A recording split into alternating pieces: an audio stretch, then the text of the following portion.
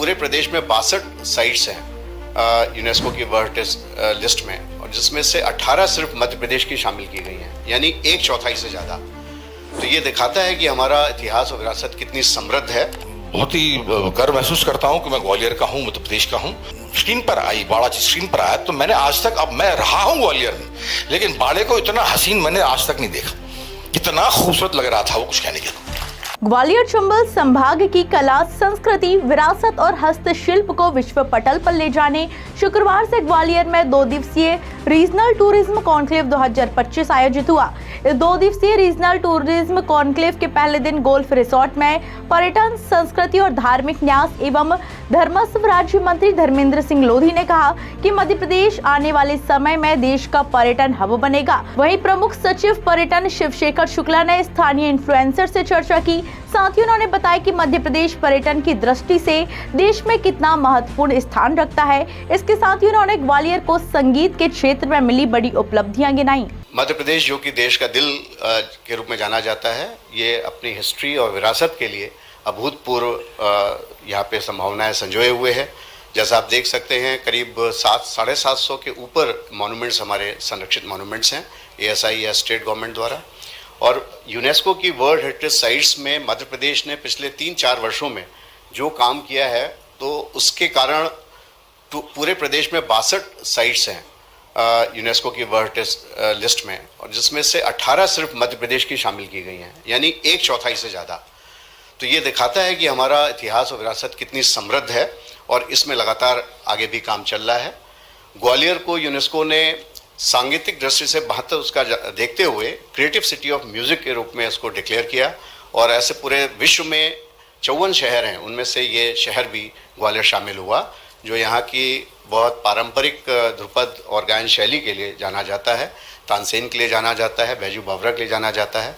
इन सारी सांगीतिक परंपराओं को वैश्विक पटल पर अंकित करने के लिए यूनेस्को की ये पहल मध्य प्रदेश के लिए और ग्वालियर के लिए खासतौर से बहुत गौरव का विषय है। वहीं कार्यक्रम में मंच पर मौजूद अभिनेता पीयूष मिश्रा ने जहां एक तरफ अपने ग्वालियर शहर से जुड़े संघर्ष को याद किया, वहीं अपनी फिल्म इंडस्ट्री के सफर को भी साझा किया।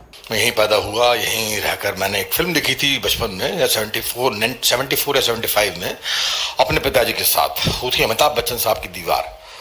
तो अमिताभ बच्चन, ये मेरे पिताजी जो है बड़े आर्डेंट फैन थे दिलीप कुमार के। तो उन्होंने इन्हें देखकर कहा था कि ये लड़का कभी दिलीप कुमार से भी आगे जाएगा, और मेरे मुंह से बेसाख्ता निकल गया कि मैं कभी इस लड़के के साथ काम करूंगा।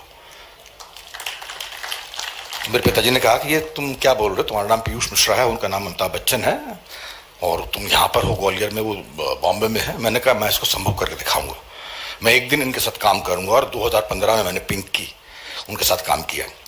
तो यहाँ रहकर मैंने सपना देखा था कि मैं जो है ऊपर जाऊंगा, और मुझे रास्ता नहीं मिला था। तो मैंने यहाँ पर थिएटर करना शुरू किया कि सिनेमा करने के लिए थिएटर करना जरूरी है। उसके बाद मुझे एक इंस्टीट्यूट की जरूरत पड़ी जहाँ पर बाकायदा ट्रेनिंग हो। तो मैंने नेशनल स्कूल ऑफ ड्रामा नई दिल्ली का रुख किया। उसके बाद वहाँ जाने के बाद 42 साल पहले मैं यहाँ से निकला था ग्वालियर से, और उसके बाद लगातार वहाँ थिएटर करता रहा, प्रोफेशनल थिएटर किया। 2003 में जाकर जो है मुझे लगा कि मैं सिनेमा के लिए तैयार हो गया। उसके बाद मैंने सदल बल सपरिवार जो है सिनेमा कूच कर दिया, और अब जो है वहाँ पर सिनेमा कर रहा हूँ। सिनेमा की उम्र सर जो है आपके मतलब मुश्किल से 125 साल होगी। थॉमस अल्वा एडिसन ने 1888 के करीब में जो है आपके लेंस का आविष्कार किया था, जिसके परिणाम स्वरूप में सिनेमा मिला। लेकिन थिएटर की उम्र जो है 2000 साल पहले हमारे यहाँ पर नाट्य शास्त्र लिखा गया, 2000 साल पहले। और जिस चीज पर शास्त्र लिखा जा रहा है, इसका मतलब उसकी उम्र जो है कम से कम 10,000 साल पहले होगी। तो नाट्य कितना पुराना है यहाँ पर। नाट्य पर जो है गौर करना बहुत जरूरी है, और गौर किया गया। मध्य प्रदेश गवर्नमेंट ने गौर किया। 2012 में यहाँ पर NSD की तर्ज पर मध्य प्रदेश नाट्य विद्यालय खोला गया। ऐसे नाट्य विद्यालयों की बहुत जरूरत है सर। अगर NSD कर सकती है तो MP क्यों नहीं कर सकती। NSD ने बहुत सारे फ्रांचाइज निकाली अपनी, बनारस में है, सिक्किम में है, बेंगलोर में है। MPSD भी ऐसे कर्म कर सकती है। एक ब्रांच ग्वालियर में हो, एक ब्रांच इंदौर में हो, यहाँ हो, वहाँ हो। इसके साथ ही बहुत जरूरी है ये, चलिए लॉन्ग टर्म प्लानिंग हो गई, इंफ्रास्ट्रक्चर चाहिए वो चाहिए। इसके हाल ही में जो चीज हो सकती है वो है छोटे वर्कशॉप्स। सिनेमा में एक्सपर्ट्स जो है यहाँ पर आए, और यहाँ पर सिनेमा की तकनीक के बारे में सब लोगों को बताएं। इतने सिनेमा एस्पायरेंट्स हैं यहाँ पर मध्य प्रदेश में, लेकिन उन्हें मालूम नहीं कि Bombay is a killing field. Bombay में अगर आप अनप्रिपेयर्ड हालत में जाओगे तो बॉम्बे खा डालती, बॉम्बे चबा डालती, इतना खतरनाक है बॉम्बे में। अगर आप अनप्रिपेयर्ड हालत में चले गए वहां पर, तो बिना तैयारी किए चले गए वहां पर, तो मैं चाहता हूं कि यहाँ के एस्पिरेंट्स कम से कम यहां रह के सिनेमा के बेसिक्स सीख जाए, सिनेमा की एक्टिंग के बारे में। सिनेमाटोग्राफी बहुत ही इंपॉर्टेंट है, कैमरा बहुत ही जरूरी है जानना, एडिटिंग के बारे में, साहित्य के बारे में, स्क्रीन प्ले राइटिंग के बारे में।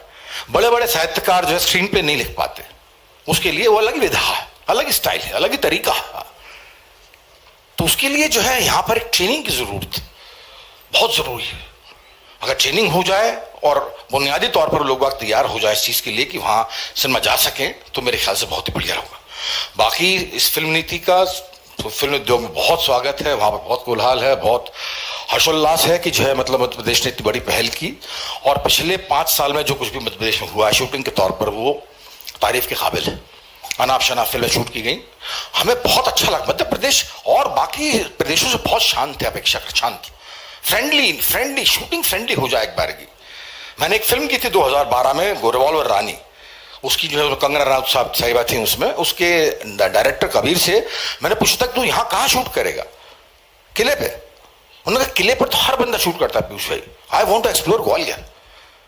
अगर मुझे सुरक्षा मिल जाए तो मैं ग्वालियर एक्सप्लोर करूंगा। उसने अप्लाई किया, सुरक्षा मिल गई, उसने बाड़ा शूट किया, उस डीडवानावली शूट किया, सराफा बाजार शूट किया, जेंद्रगंज शूट किया, कंपू शूट किया, महलगांव शूट किया, उसने पूरे ग्वालियर का जनजीवन शूट किया।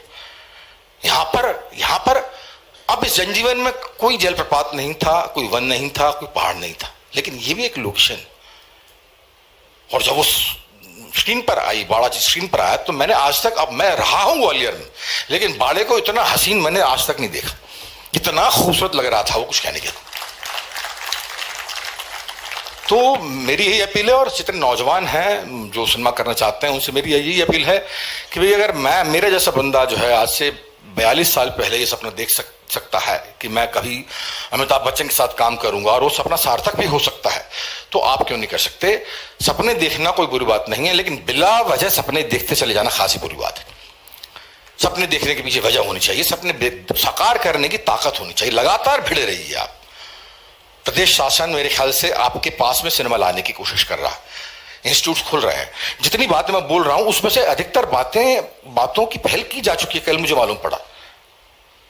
तो मैं बहुत ही गर्व महसूस करता हूं कि मैं ग्वालियर का हूं, मध्य प्रदेश का हूं, और इसको लगातार सार्थक करता रहूंगा। इनकलाब जिंदाबाद। Thank you very much.